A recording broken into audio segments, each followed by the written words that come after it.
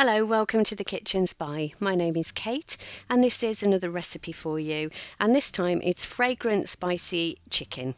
So this recipe is actually from the Rosemary Conley low-fat cookbook that I've talked about before quite a lot, I think, and in there it's actually called Thai chicken, but it's not really Thai chicken. I don't think it's in any way authentic Thai chicken, so I didn't feel comfortable calling it that on this video, but it is fragrant, it is spicy, and it has got chicken in it, and that's what I'm calling it. Right, so welcome to the video. I hope you're safe and well, and this is so simple, honestly, so simple. That's why this is a really short video. So I hope you enjoy it, and let's have a look at the ingredients. So we make this recipe quite a lot, and what I'm showing you here is 2 chicken breasts, but actually the rest of the ingredients are for 4 chicken breasts. So you could just double up the chicken breasts and that would be fine, but we like the rest of the ingredients in abundance, so we just do it all with 4. Then I've got 2 chillies which have been chopped finely, and 3 cloves of garlic which have just been pushed through a garlic press. Then I've got 1 red pepper which has been sliced lengthways just to give these long thin strips. And then I've got 6 spring onions which I've just chopped on a little bit of an angle to make them look slightly more attractive, but you don't need to do that, but 6 spring onions. And then I've got 1 teaspoon of cumin and 1 teaspoon of coriander. And yeah, they give quite a lot of flavour even though there's not much of them. And then I've got the juice and zest of 2 limes.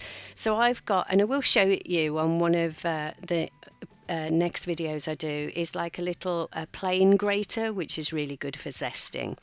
And then I've got 1 tablespoon of corn flour, and that's going to help us to thicken the sauce when we get to do that. And then here I've got 6 large tomatoes. Now these have been skinned by just popping boiling water over them, then cold water, and the skins slip off really easily. They've been de-seeded. There are a few seeds left but not many, and then I've just chopped them into small pieces. And then here we've got 300 millilitres of pineapple juice. So those are the ingredients, and I'm telling you, this recipe just could not be any more simple or delicious. We literally don't even have to get a pan out or go to the cooker top. We just get a bowl and we start assembling the ingredients. So the first thing I'm doing is putting the peppers in, and then I'm going to add the onions in, and then I'm going to add the tomatoes in. So the longest thing about the preparation for this entire recipe is just preparing the tomatoes. I actually really hate the texture of the tomatoes as you peel them. It just feels really weird, and I guess you could use tinned tomatoes, but I'm not sure I'd like to do that, because the beauty of this recipe is that it is just so fragrant, so fresh, and loads of really good things in it. So mix the peppers, the onions and the tomatoes together, and then go in with the rest of the ingredients. So we've got the lime juice and the lime zest, and then we've got the chilli and the garlic, and then the cumin and coriander. So just pop that in and then just give it a great big mix through, and it really is as simple as that. Honestly, it couldn't be any easier, and you could actually prepare it, I think, to this stage in the morning perhaps, and just pop this mixture in the fridge, and then when you come home from work you can just carry on with the rest of the recipe. But it really doesn't take much time at all.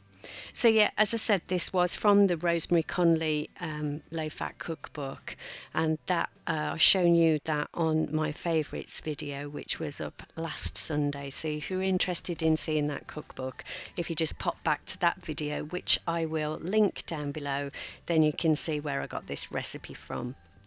So here we've got the pineapple juice, and what I'm going to do now is mix the corn flour in there, and that just helps to thicken the sauce. So the first thing I do is slake the corn flour with a little bit of the pineapple juice, and that just makes sure that you get a lovely smooth paste and then you don't get any lumps, and it's much easier to control that if you're just using a small amount of liquid at first. So once you put the liquid into the corn flour and you have got a nice smooth paste, then you can just pop that into the rest of the pineapple juice and give it a good old stir through. So yeah, this is a short video again, and the reason is obviously because it's such a simple recipe, but the cooking videos, I'm never quite sure whether people want to see a whole recipe in one video or several recipes as part of meals of the week. So if you've got an opinion on that and you want to share that with me, then leave a comment down below. I want to make videos that people want to see, and I know people like to see the methods of things, but it's whether you want to see individual videos for single recipes or not.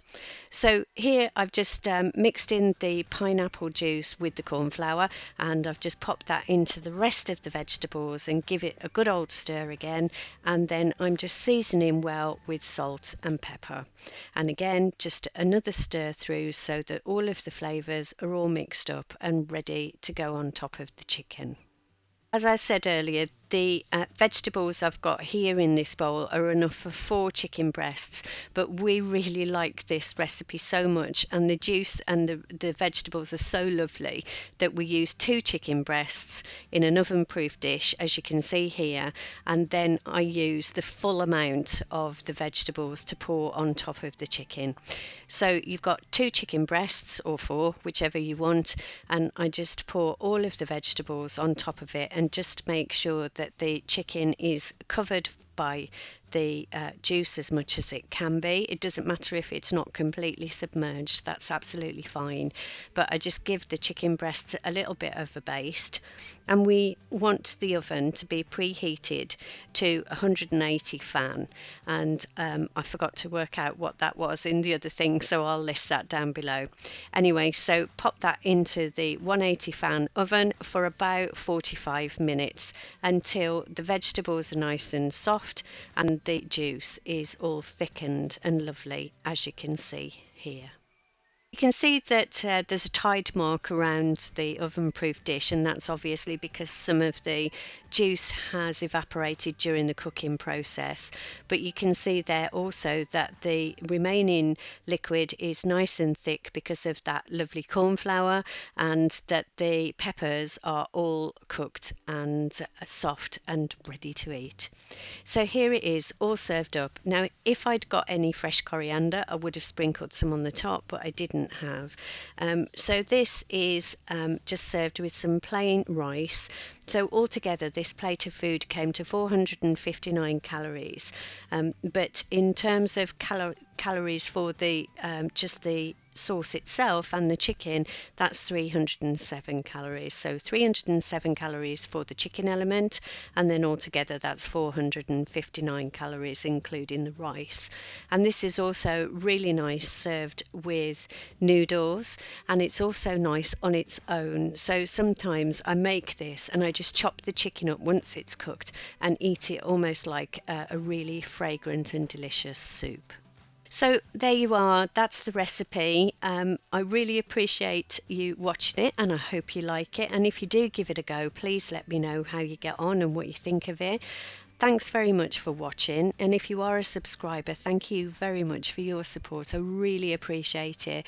I could not be more grateful. And if you're not yet a subscriber and you feel like you might like to subscribe to the channel, which is obviously recipes and food hauls and meals of the week and things, then there'll be a subscribe button coming along soon, and please give that a click. It would be great to have you join our family here on the Kitchen Spy. And if you have liked this video, please give it a thumbs up, and I hope you stay safe and well, and thanks so much for watching. I'll see you on the next one. Take care. Bye bye.